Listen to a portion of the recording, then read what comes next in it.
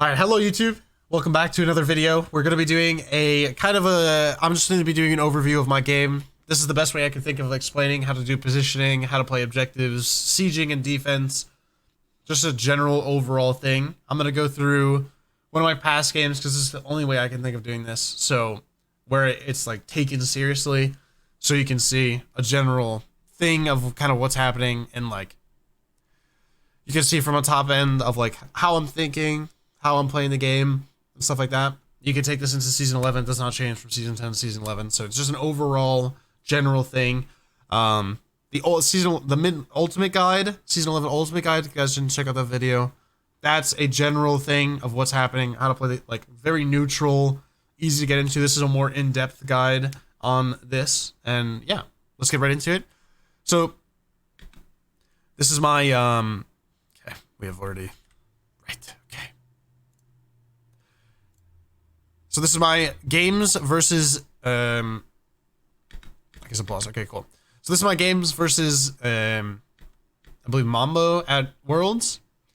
So in the early game, obviously, you just want to play for clearing the wave. The game stays a little bit different, but the same things carry over. You just don't, as a mid laner, you just don't want to put yourself in a position like, let's say my jungler's weak over here, and let's say they're like poked to half, right? I don't want to be like, I don't want to be playing up to clear this wave, even though I'm Thoth here.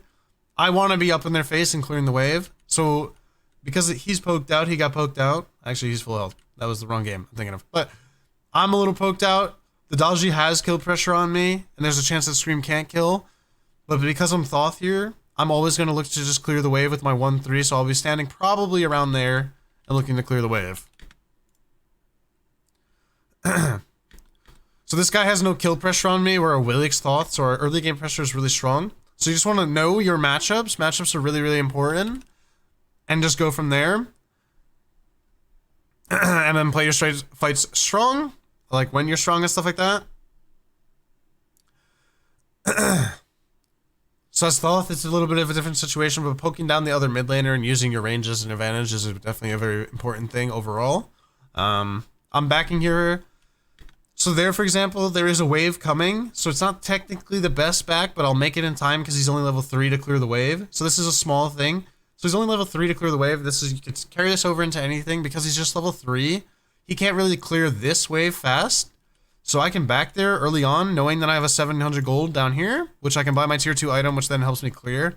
So I'm going to be on the map more and faster than him. So I can clear things faster and be on the map faster.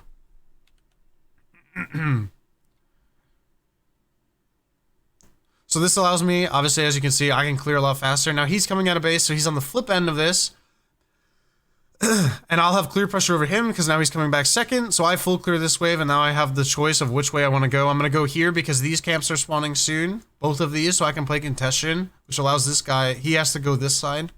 Instead of playing his own game, he has to play reactionary. So using your rotational advantage is a very important thing. Again, I always want to be careful on how much poke I'm taking and stuff like that. I just want to be really careful with the matchup. Your matchups are important, kind of. You can play passive.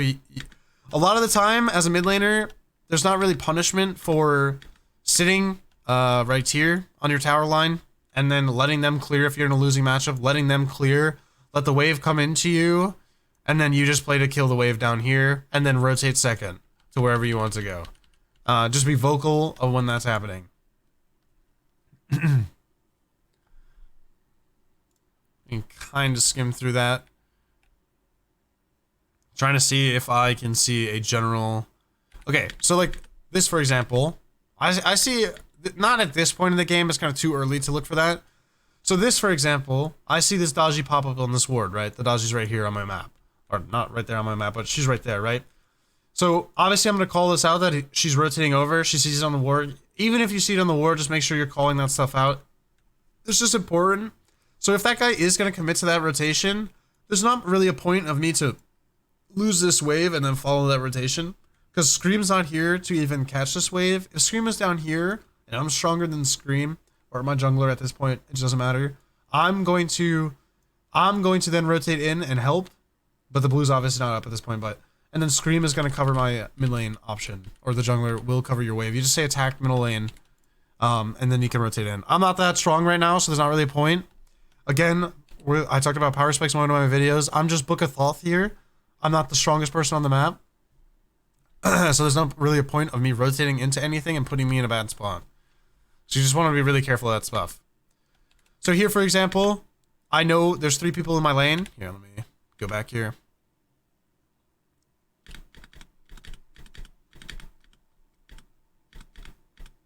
Okay.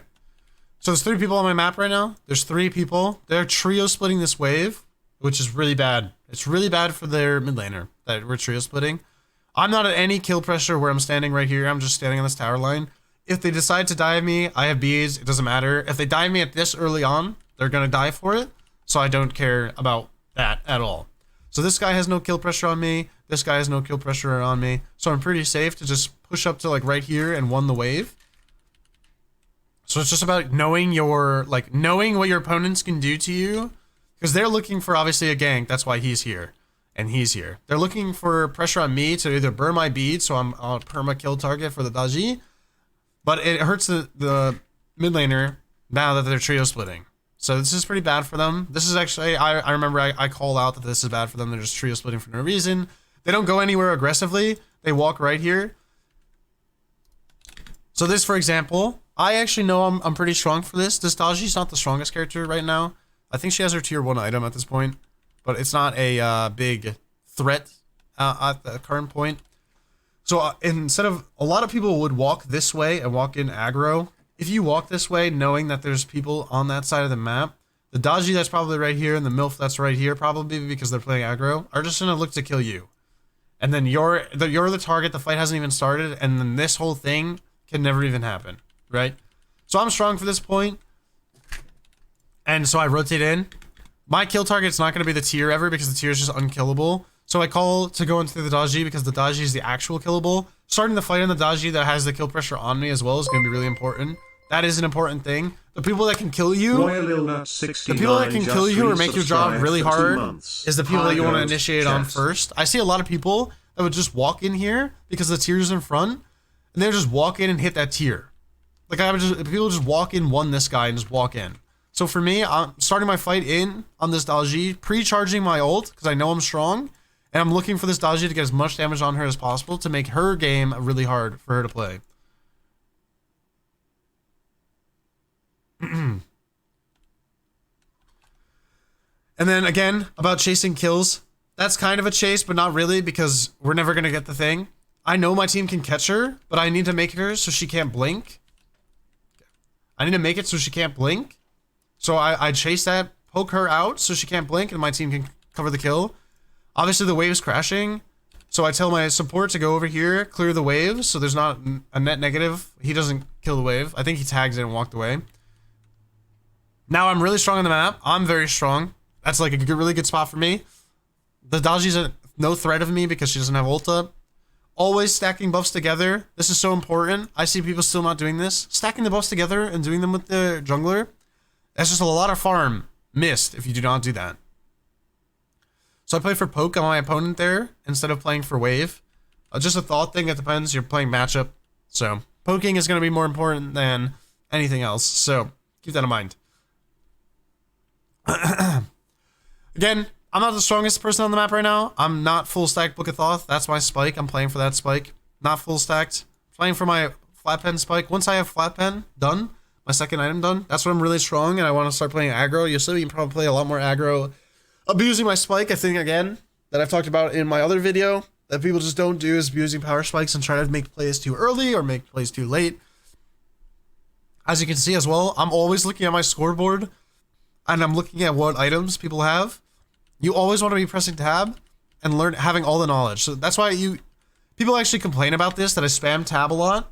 I'm getting quick knowledge in what I need to look for and using that knowledge to see what I can do. So I'm seeing if blinks are up, I'm seeing if beads are up, I'm seeing what's on my team. That's why I don't want my screen covered by my tab screen. I want to see what's in front of me, but I want as much knowledge as I can possibly get as fast as possible. That's why you see me spam tab a lot. You might not be able to see what I'm looking at. When I'm spamming tab and looking around and stuff, I'm looking at what these people have built, what their items are, if they have items in their consumable slots. There's a bunch of things that you want to look for when you're spamming tab. Um, again, stacking buffs together, the most efficient way to farm. So that's actually a small thing that I haven't even mentioned before. Pre-setting your items on what you want to buy is the way to reduce your item shop or in baseness as fast as possible, is pre-setting up exactly what you want to buy. If that makes sense. So I don't want to be in my base for a while. I just want to have it pre-set up. I know exactly what I'm getting. I'm calling here that I'm going to be really strong in a base. There I could have bought a ward, but our game state's a little bit scuffed. I would have normally bought a ward. I have 2 wards out, but I wouldn't normally walk out of the base with a ward because I have the gold, obviously. So you usually want, if you have gold for a ward, you want to leave base with a ward. That's just kind of how you want to do it. So again, secure mage. So you saw me there. Actually, I'll go over that because that's actually pretty good. So you can't really do that in season 11 anyway. So here I'm positioning with my hunter. And just doing the Gold Fury. You want to be really careful of positioning on this left side here, or right side, because you can get flanked. I know that no one can kill me that can flank me here. So I'm not going to position. I'm going to position on the safest way, which is where I'm standing right now. So this is a general thing for Gold Fury. Like where you have wards and the knowledge of where people can come from. If I'm standing here, I can get ganked from the jungler because this is the fastest path that a jungler can make it, and I can get ganked from the mid lane because he can TP to this mid tower, the solo laner. So it's just a general thing. Keep that in mind. Your flank from this left side is going to be a support and or hunter, so the threat isn't really there. So you want to play on your positioning on your least likely of threat of death.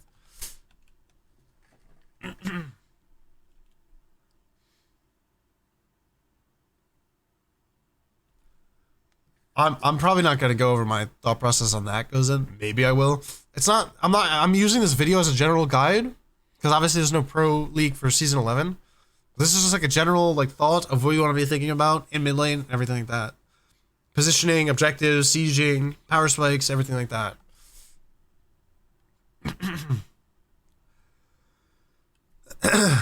So again, I mean, it's just a farming game. Just pretty much farm.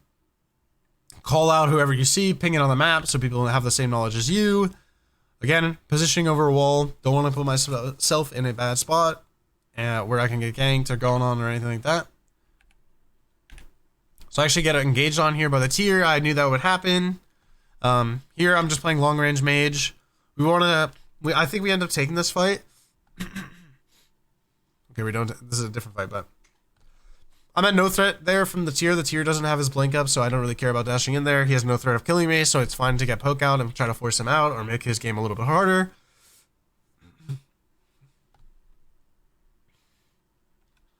So just getting my buff, making sure it's on CDR so I can have my CDR so I can farm better. Again, I've called out now that I'm on my power spike. I'm double flat pen right now. So I do want to do stuff around mid. You'll see people just in general walking through mid or around mid because this is where we're looking to fight because I'm really strong right now. That's actually a small thing right there too. So people will just walk in here and then just do this without looking around the corner of wall. You see me standing right here because I can see what's happening right here and I can give knowledge of where people go or what's happening.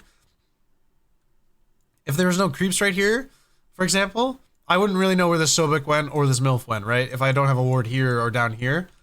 So me standing here, letting my Ares pull this and he'll pull it back to me, I can give knowledge to my teammates of what's happening in the game.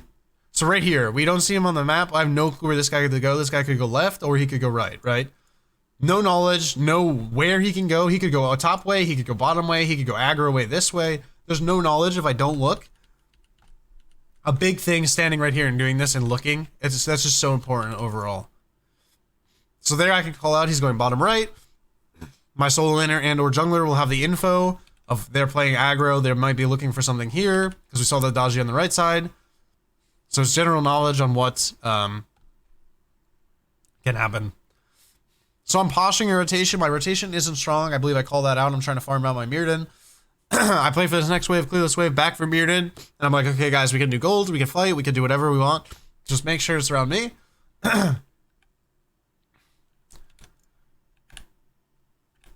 So I'm out of base here. I'm really strong. We took a fight before I'm over here.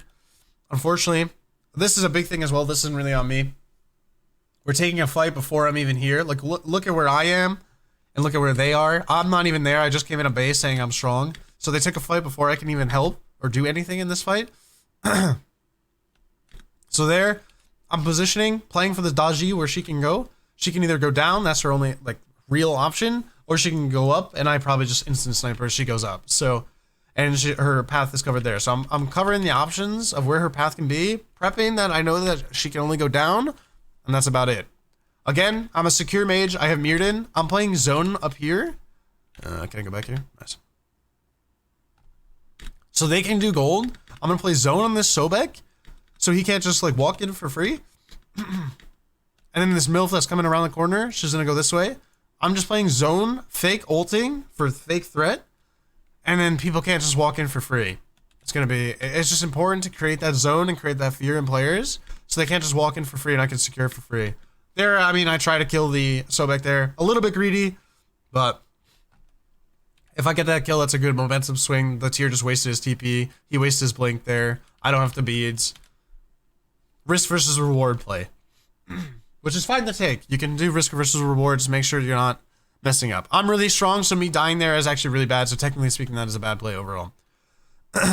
We got Pyro for free. Again, very objective-minded, very objective-focused. You want to do everything that you can around objectives and make sure you're making the right plays. It's just important. You just want to be always thinking of what you can do around objectives, get wins. Use your power spikes to your advantage. What your type of team comp is. When you're strong for your team comp, just knowing the general knowledge of this. Like, we're more than happy to go late game. We're Jingwei Thoth here. Daji owns us late game. Tier does like pretty good into us, but that's kind of the general gist of what we're looking to do. Here I can't path in because this tier would just stop me completely, so I have to rotate all around. We took a really early fight before I'm even ready. So it's a little bit rough, and I'm just positioning behind this tier because I literally can't do anything to this tier. The tier is just a solo laner coming out of solo lane large. I got a good snipe here, so we at least trade for one. So that's good at least. We can just kind of chill, vibe. I look for poke, it doesn't really matter. So I'm just positioning far back so their game is really hard to get on me because I'm just frustrating to deal with. I'm playing for a solo kill healer. I know nobody's on the map that can kill me. Daji no ult. Nobody can be anywhere that can kill me. I have knowledge of where Tyr is. I have knowledge where Sobek is. Hachi's dead. I only see the MILF in mid lane. Daji has 0 kill threat. I have both actives. She can't kill me. So I'm completely fine with taking a 1v1. If I hit that, she dies. Or it's actives. So it's completely fine for me to play aggro there. I get a ward at a base, a sentry ward, so you can play for whatever you want to play. Just always thinking of what we can do, where we can play next. So there's a play here. Okay, perfect. This is actually what I want. So here I get engaged on because I'm playing it for poke. This is good for them. So I shoot my ult here. A lot of people wouldn't shoot their ult or like whatever it is. I always want to try to return damage. So the play that they've utilized here, they can't do anything because Hachi's here and they're all full health here, right? So their next play, we have 2 in left. Their next play is they're going to walk to fire, right? They're going to walk in top here and they're going to walk into fire. So I want to try to hit one of the 2 carries here so they cannot do fire and they're poked out. So they're scared of dying because Wukong can kill these guys. Willix could kill them. So it's just general knowledge of stuff.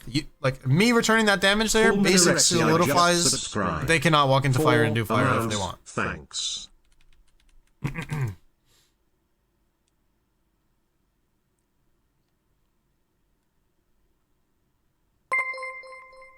Yo, Fullman and Black Knight, thank you so much for the Twitch Prime. I appreciate it. Black Knight just subscribed. So here I have starter. I want to back for starter. They're not going to do fire. It's a really good back. I avoid that. Walk into here. So now I'm playing Fire Giants. This is Fire Giant positioning and how I want to take these fights. So for me, my best fight is where I'm playing up. I don't have beads right now, so it's a little bit scary. But I want to be playing for poke. My team knows that I don't have beads. I'm saying it. Here's where I'm saying that you want to be playing behind your zoners, right? So these 2 people, they're zoning for me, creating rooms so these guys have to play back. We have this whole right side warded. I said to ward up here. So I have knowledge that no one's going to be coming from here unless they come through, obviously, this path.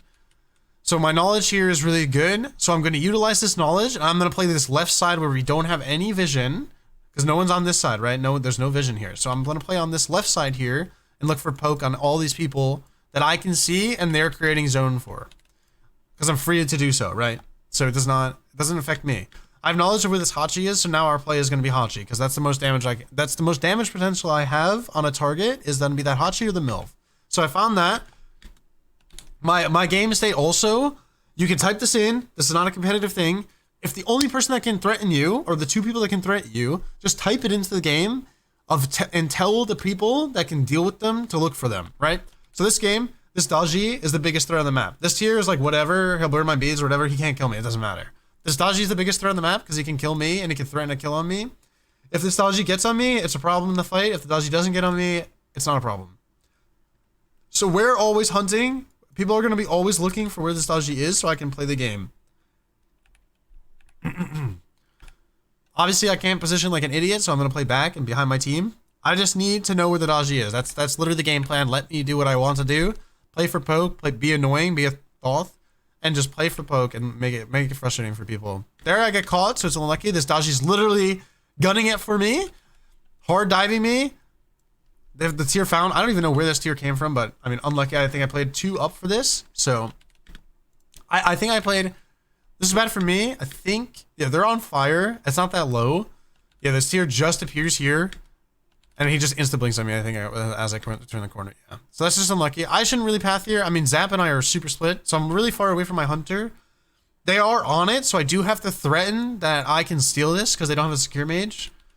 But I don't really want to walk around this way, because if they see me walk around all the way around this way, obviously the tier can just blink on me down here if they have a ward down here. So that's also bad. So I kind of have to do this anyway. And then once my bees are gone, unfortunately, my Ares can stop the Daji blink, because if this guy doesn't get his blink off, I'm fine. I can't die here. And then he's just solo diving. They do commit a lot to me. Unfortunately, I don't get my ult off because the tier roll. They literally full dive me here. And then we just, obviously, Scream's not even here. But yeah. So, just unlucky. I got engaged on. We instantly lose the fight. The game state then changes to now defense. So you guys can see kind of positioning on defense and stuff like that. So I'm at a little bit of risk of dying. I just want to poke out the people that can kind of get in and create room. That's going to be the tier and the Daji. I don't think they end up doing anything. Oh, okay. So, rebound here. I can explain this a little bit. So I see this whole team, they just cleared mid tower. They're all walking right? So I tell my solo laner to walk up with me here to watch this path where they just were, because he can't die if he walks up there, but obviously I can die. I'll posture this left side and walk up to go walk in and clear this lane and keep farming, right? Because I always want to keep farming. Your goal is to keep farming because you don't want to get behind in farm or anything like that. And my farm is super, super important. So yeah, you see me posture this left side because I have knowledge that they're all in this side of the jungle. So I'm just hyper farming, trying to get this shard online so I can threaten their front line again. We kill that. We kill this tower. We're trading towers now. We know they're going to go right because they just cleared the tier 1 and they're all on this side of the map. So we're trying to trade towers on the map and be efficient. That's what you always want to do. You always want to think of the next step of how you're going to be playing the game. The game is never just over just because you're behind. You always want to be thinking of things on how you can get back in the game. So my game state is literally just hyper farm, gets a shard, and I can carry the game because then I can kill frontline, right? My game state has changed from me and being in a frontal position to then I have to play back, be careful for a little bit, get my percent pen items online, and poke them out. So same thing, the Sobek does not have threat on me. It's the tier and the Daji. If they get in on me, we'll lose a team fight. If they don't get on me, then we don't lose a team fight. So my Wukong and Awilix have to be able to deal with that. So I'm calling it out. I'm telling them they have knowledge of what we have to do. So here, oops. So there, I see the Daji coming from the Gold Fury side. So I position to go away from him. Even if it's away from my team, it's away from the Daji. The Daji is the only one who can kill me. So I just have to be really careful of that.